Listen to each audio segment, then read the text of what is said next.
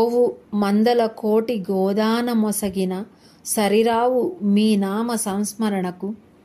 కాశీ ప్రయాగయు గంగాది తీర్థముల్ సరిరావు మీ నామ సంస్మరణకు. బహుయజ్ఞములు చేసి ప్రస్తుతికెక్కిన సరిరావు మీ నామ సంస్మరణకు. వేద శాస్త్రంబులు వెదకి చూచిన గాని సరిరావు మీ నామ సంస్మరణకు. నెంచగా నిన్ను వశమే బ్రహ్మేంద్రులకును బుధజన స్తోత్ర సద్గుణ పుణ్యచరిత. అఖిల సురవంద్య దివ్య పాదారవింద రామతారక దశరథ రాజతనయ.